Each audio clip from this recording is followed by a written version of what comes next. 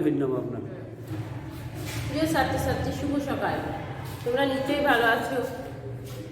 তোমরা জানো করোনাকালীন সময় চলছে এখন, তার জন্য আমাদের অনলাইন ক্লাসের আয়োজন করা হয়েছে। আজ আমি তোমাদের দ্বিতীয় বর্ষের চতুর্থ অধ্যায় থেকে ক্লাস নেব।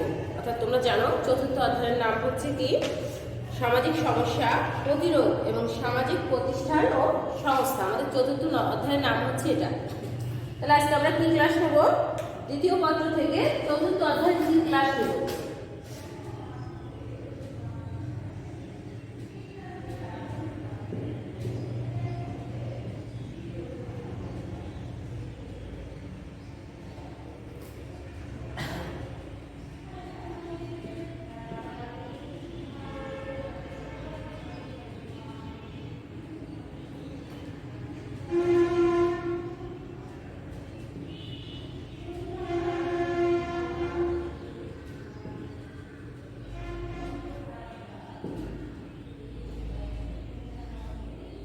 চতুর্থ অধ্যায়।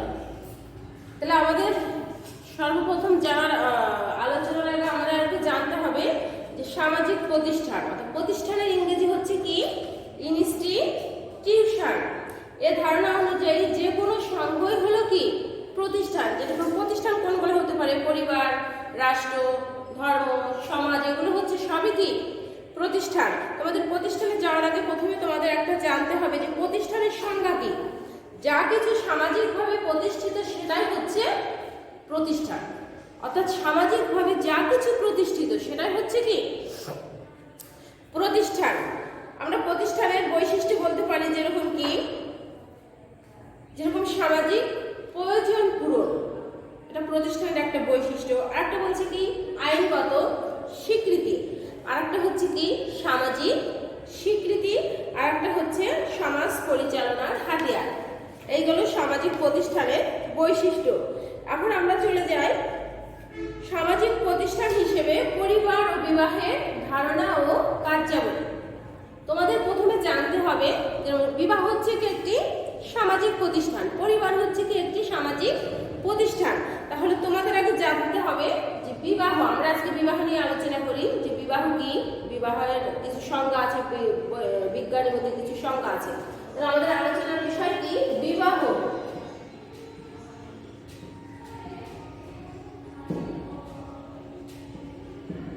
বিবাহের ধারণা,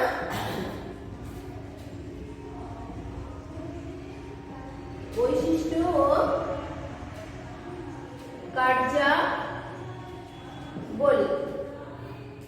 তাহলে আমরা সাধারণভাবে বলতে কি নর নারীর দাম্পত্য জীবনকে বলা হয় কি বিবাহ।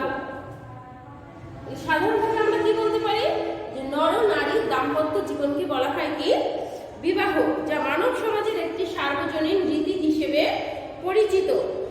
আমরা বিবাহের সংজ্ঞায় চলে যাই। দেখো, এডওয়ার্ড ওয়েস্টমার বলেন, বিবাহ এমন একটি প্রতিষ্ঠান যার মাধ্যমে নারী পুরুষ মোটামুটি একটি স্থায়ী সম্পর্কে আবদ্ধ হয় এবং সন্তান সন্ততি জন্ম দেওয়ার পরেও তাদের এই স্থায়ী বন্ধন স্থায়ী থাকে। তাহলে বিবাহের সংজ্ঞায় কি বলা হয়েছে? যে এমন একটি প্রতিষ্ঠান যার মাধ্যমে নারী পুরুষ মোটামুটি একটি স্থায়ী সম্পর্কে আবদ্ধ হয় এবং সন্তান সন্ততি জন্ম দেওয়ার পরও তাদের এই বন্ধন স্থায়ী থাকে। অর্থাৎ নারী পুরুষ একটি স্থায়ী বন্ধনে আবদ্ধ হবে এবং সন্তান সন্ততি জন্ম দেবে এবং তারপরেও তাদের এই সম্পর্কটা কি হবে স্থায়ী থাকবে, সেটাই হচ্ছে কি বিবাহ। দেখো, আমরা আরেকটা সংজ্ঞায় চলে যাই।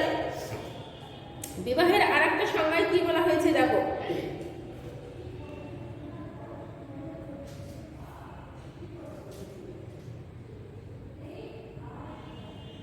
মুসলিম আইন অনুযায়ী বিবাহ কি? বিবাহ হচ্ছে ধর্ম কর্তৃক অনুমোদিত একটি দেওয়ানি চুক্তি। এটা হচ্ছে মুসলিম আইন অনুযায়ী। হিন্দুদের ক্ষেত্রে বলা হয় কি যে হিন্দু আইনে স্বামী স্ত্রীর বন্ধন কখনো ছিন্ন হয় না। হিন্দু আইনে কি স্বামী স্ত্রীর বন্ধন কখনো ছিন্ন হয় না। অর্থাৎ এটি একটি ধর্মীয় নির্দেশ ও পবিত্র বৌদ্ধ ধর্মাবলম্বীদের ক্ষেত্রেও বিবাহে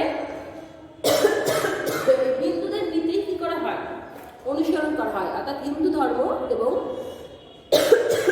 বৌদ্ধ ধর্ম একই নিয়ম অনুসারে বিবাহের নীতি ফলো করে।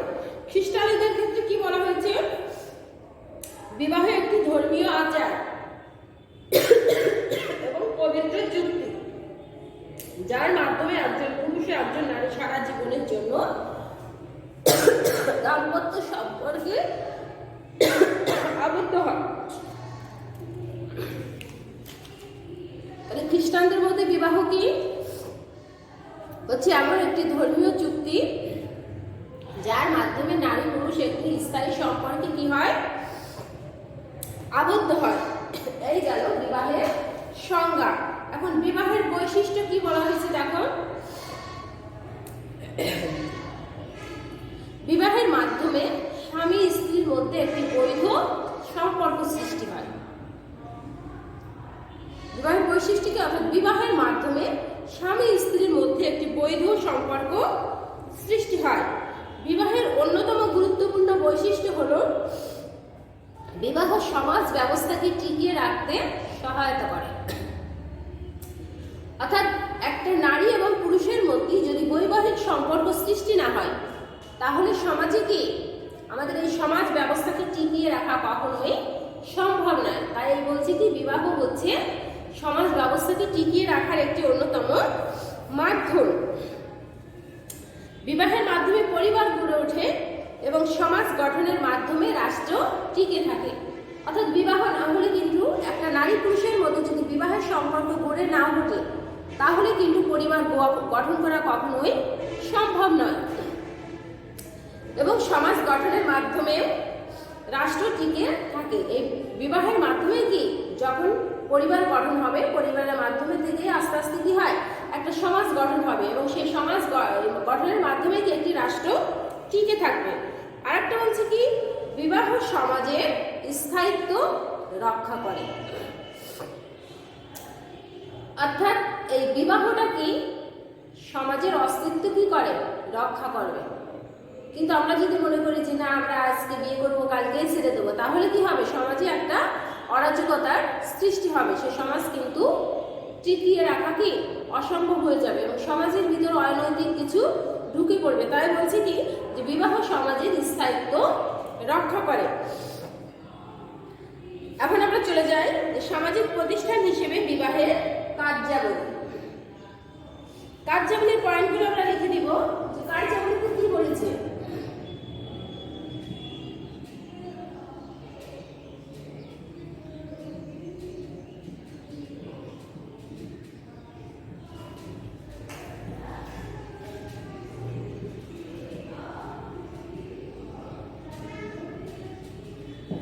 সামাজিক প্রতিষ্ঠান হিসেবে বিবাহের কার্যাবলী, সামাজিক প্রতিষ্ঠান হিসেবে বিবাহের কার্যাবলী। বিবাহের কার্যাবলীকে আমরা সবাই দেখা যায় একটা নারী পুরুষ দাম্পত্য সম্পর্কে আবদ্ধ হয়। বিবাহের কার্যাবলীর প্রথম পয়েন্ট কি, পরিবার গঠন। প্রথম পয়েন্ট হচ্ছে কি পরিবার গঠন। তাহলে একজন নারী পুরুষ যখন দাম্পত্য সম্পর্কে আবদ্ধ হয়, সে আবদ্ধ হওয়ার মূল কারণ হচ্ছে কি, প্রথমত পরিবার গঠন করা। তাদের মূল উদ্দেশ্য হচ্ছে কি পরিবার গঠন করা। দ্বিতীয় পয়েন্ট বলছে কি যৌন চাহিদা পূরণ।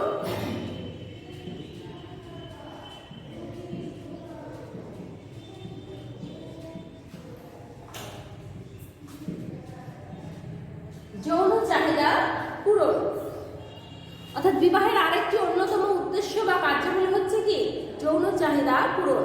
একজন নারী পুরুষ যখন ধর্মীয় ভিত্তিতে যখন বা কিছু মানুষ সাক্ষী রেখে যখন বিবাহ বন্ধনে আবদ্ধ হবে তখন কিন্তু তারা নির্দ্বিধায় কি যৌন সম্পর্ক স্থাপন করতে পারবে বা যৌন চাহিদা পূরণ করতে পারবে। কিন্তু যখন কোনো নারী পুরুষ দাম্পত্য সম্পর্কে আবদ্ধ হবে না, কিন্তু তখন যদি সে অন্য কারোর মাধ্যমে যদি যৌন চাহিদা পূরণ করে সেটা সমাজের চোখে কি অনৈতিক বা ধর্মীয় দিক থেকেও সেটা খারাপ দৃষ্টিতে দেখা হয়।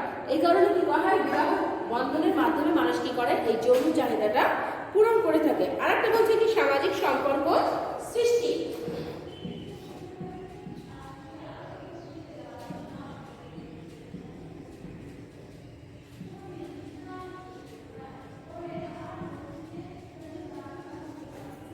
বিবাহের আরেকটি অন্যতম মাধ্যম হচ্ছে কি সামাজিক সম্পর্ক সৃষ্টি। এই বিবাহের মাধ্যমে মানুষ কি করে? বিবাহ সামাজিক সম্পর্কের অন্যতম ভিত্তি। বিবাহের মাধ্যমে স্বামী স্ত্রীর পরিবারের সাথে একটি সামাজিক সম্পর্ক স্থাপিত হয়। দেখো এই বিবাহের সম্পর্কের মাধ্যমে দেখো আমাদের এই যত আত্মীয়তা সৃষ্টি হয় কিন্তু এই বিবাহের মাধ্যমে কি এই সম্পর্কগুলো সৃষ্টি হয়ে থাকে। আরেকটা বলছে কি সন্তান গ্রহণ।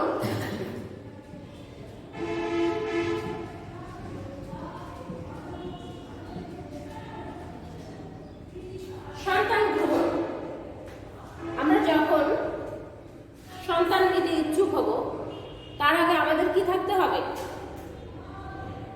বৈবাহিক একটা সম্পর্ক থাকতে হবে, অর্থাৎ নর নারীর একটি সুন্দর সম্পর্ক থাকতে হবে। সেই সম্পর্ক না থাকলে কিন্তু আমরা সন্তান সন্ততি গ্রহণ করতে পারবো না। আমরা অনেক সময় দেখা যায় কি স্বামী স্ত্রী থাকা সত্ত্বেও তাদের সন্তান হয় না, তখন কি করি? আমরা অ্যাডাপ্ট নিই।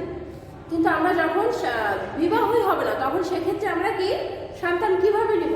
সেক্ষেত্রে কি বিবাহের মাধ্যমে আমরা কি করি? সন্তান সন্ততি জন্ম দিয়ে থাকি। আর একটা বলছে সামাজিক নিয়ম শৃঙ্খলা রক্ষা।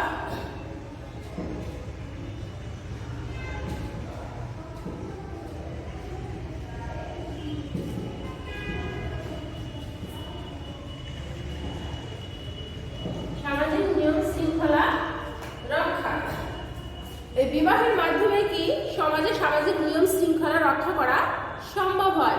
অর্থাৎ বিবাহ যদি না থাকে, অর্থাৎ বিবাহ কি একটা ধর্মীয় রীতিনীতি বিভিন্ন রেওয়াজের মাধ্যমে কি করা হয়? বিবাহটা সম্পন্ন করা হয়। অর্থাৎ এই সামাজিক নিয়ম শৃঙ্খলা রক্ষায় বিবাহ অতি গুরুত্বপূর্ণ ভূমিকা পালন করে থাকে। পরিবারে এসব নিয়ম শৃঙ্খলা শিক্ষা দেওয়া হয় যার ভিত্তি হলো বিবাহ। আর একটা বলছে কি গঠনমূলক পরিবেশ সৃষ্টি।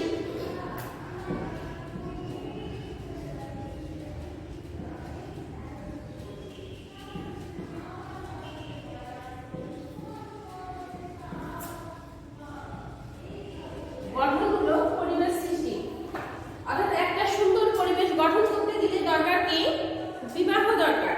অর্থাৎ বিবাহের মাধ্যমে সমাজের নিয়ম শৃঙ্খলা স্থায়ী রাখার মাধ্যমে গঠনমূলক পরিবেশ সৃষ্টি হয়। অর্থাৎ বিবাহের মাধ্যমে কিন্তু একটা সমাজে যখন কোনো গঠনমূলক পরিবেশ সৃষ্টি করতে যাবে তখন সেক্ষেত্রে কি দরকার? বিবাহই দরকার। অর্থাৎ সঠিকভাবে আমরা অনেক সময় কি করি? বৈধ উপায়ে বিবাহের মাধ্যমে অনেক সময় দেখা যায় আমরা একসাথে বসবাস করি, সেক্ষেত্রে সমাজে আস্তে আস্তে দেখা যায় কি একটা অরাজকতা বা বিশৃঙ্খলার সৃষ্টি হয়। অনেক সময় মানুষ কি করে? গোপনে বিবাহ সম্পন্ন করে, মানুষের কাছে প্রকাশ করে না। সেক্ষেত্রেও সমাজে দেখা যায় কি একটা সমস্যার সৃষ্টি হয়। কিন্তু যখনই বৈধভাবে কোনো বিবাহ সম্পন্ন হবে সেক্ষেত্রে কি হবে? সমাজের পরিবেশ উন্নত হবে এবং সমাজে গঠনমূলক পরিবেশ বজায় থাকবে। এই গেল বিবাহ। এখন আমরা চলে যাব পরিবার।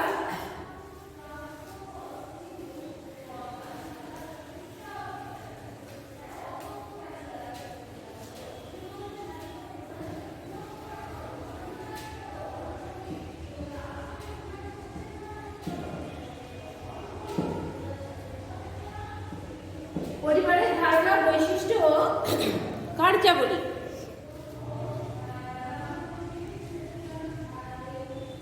তাহলে পরিবার বলতে পরিবার হচ্ছে মানব সমাজের মৌলিক এবং ক্ষুদ্রতম প্রাচীন সংগঠন।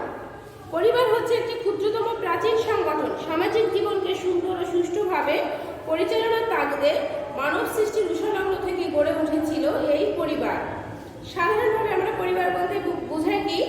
বিবাহ বন্ধনের মাধ্যমে একজন পুরুষ এবং একজন স্ত্রী লোক যৌথভাবে বসবাস করলে তাকে পরিবার বলা হয়। অর্থাৎ বিবাহ বন্ধনের মাধ্যমে একজন নারী পুরুষ যৌথভাবে যখন বসবাস করে সেটাই হচ্ছে কি? পরিবার। পরিবারের ইংরেজি হচ্ছে কি? ফ্যামিলি। শব্দটি ল্যাটিন শব্দ ফ্যামিলিয়া থেকে নেওয়া হয়েছে, যার অর্থ হচ্ছে সার্ভেন্ট বা সেবক। আমরা এখন পরিবারের একটা সংজ্ঞায় চলে যাই। দেখো পরিবারের সংজ্ঞায় কি বলা হয়েছে। নিমকক একটা সংজ্ঞায় কি বলেছে দেখো। সমাজ বিজ্ঞানী নিমকক তার ম্যারেজ অ্যান্ড ফ্যামিলি গ্রন্থে পরিবার সম্পর্কে পরিবার হলো সন্তানাদি সহ এবং সন্তানাদি ছাড়া স্বামী স্ত্রীর কম বেশি একটি স্থায়ী সম্পর্ক। কি বলেছে? পরিবার হচ্ছে স্বামী স্ত্রী সহ এবং সন্তানাদি সহ। পরিবার হলো সন্তানাদি সহ অথবা সন্তানাদি ছাড়া স্বামী স্ত্রীর মধ্যে যে সম্পর্ক সেটা হচ্ছে কি পরিবার। এই সংজ্ঞাটা কে দিয়েছে? এই সংজ্ঞাটা দিয়েছে নিমকম। নিমকমের মধ্যে কি পরিবার হচ্ছে সন্তানাদি সহ এবং সন্তানাদি ছাড়া স্বামী স্ত্রীর মধ্যে যে একটি স্থায়ী বন্ধন সেটা হচ্ছে পরিবার। এখানে দেখো পরিবারের প্রকারভেদ দেওয়া হয়েছে। পরিবারের প্রকারভেদটা আমরা একটা দেখি।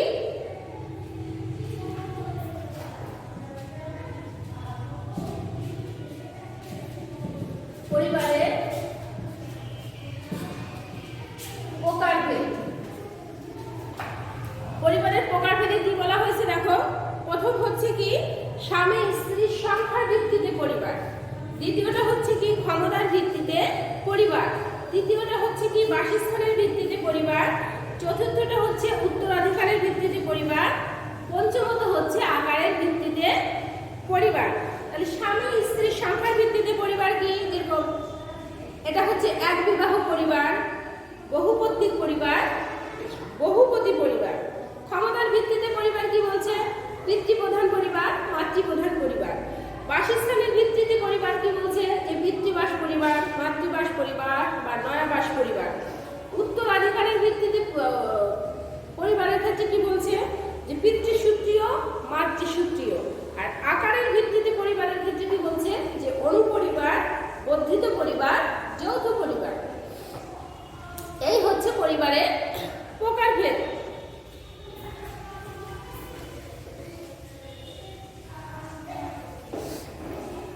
তাহলে এই গেল হচ্ছে পরিবারের প্রকারভেদ। আমরা পরিবারের একটা দুটো বৈশিষ্ট্য দেখি এখন। পরিবারের বৈশিষ্ট্য কি হচ্ছে? পরিবার হচ্ছে একটা আদর্শ নিরাপত্তামূলক প্রতিষ্ঠান। কেননা পরিবার যৌন চাহিদা মেটানো, সন্তান উৎপাদন, লালন পালন এবং নিরাপত্তা এর তিনটি মৌলিক প্রয়োজন মেটাতে পারে। দ্বিতীয়টা কি বলছে? যে পরিবার সমাজ স্বীকৃত একটি প্রতিষ্ঠান। পরিবার রীতিনীতি, মূল্যবোধ ইত্যাদি দ্বারা পরিচালিত হয়। পরিবার হচ্ছে কি সমাজ স্বীকৃত একটি প্রতিষ্ঠান। এখানে কি কিছু রীতিনীতি, মূল্যবোধ মেনে চলা হয়। তৃতীয়ত বলছে কি পরিবার সমাজের প্রাথমিক একক বা ইউনিট এবং সামাজিক সংগঠনের মূলধারা। পঞ্চমত বলছে কি পরিবারের অন্যতম একটি বৈশিষ্ট্য হলো পরিবার সমাজের স্থায়িত্ব রক্ষা করে থাকে। অর্থাৎ পরিবার যদি গঠন না থাকে তাহলে সমাজের স্থায়িত্ব কি রক্ষা করা সম্ভব হবে না। তাই পরিবার গঠন, সমাজের স্থায়িত্ব রক্ষা করতে গেলে কি করতে হবে? পরিবার গঠন করতে হবে। তাহলে এই হলো পরিবারের প্রকারভেদ গেল এবং পরিবারের বৈশিষ্ট্য গেল। এখন পরিবারের কিছু কার্যাবলী আছে। পরিবারের কার্যাবলীগুলো কি কি আমরা একটু পয়েন্টে দেখে নেব। প্রথম বলছে কি যৌবিক কাজ।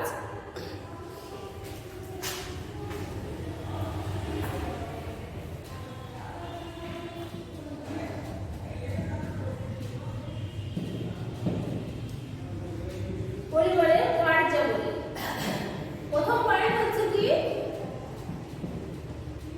যৌবিক কাজ। দ্বিতীয়টা বলছে কি সন্তান প্রজনন ও লালন পালন করা।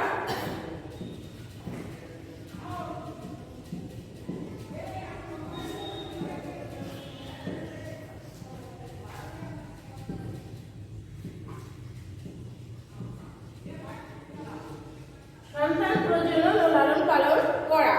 তৃতীয়ত হচ্ছে কি সামাজিকীকরণ।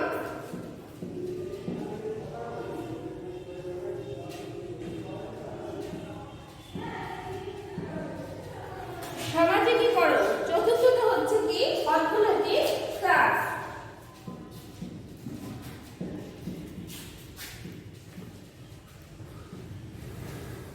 এই হচ্ছে পরিবারের কার্যাবলী।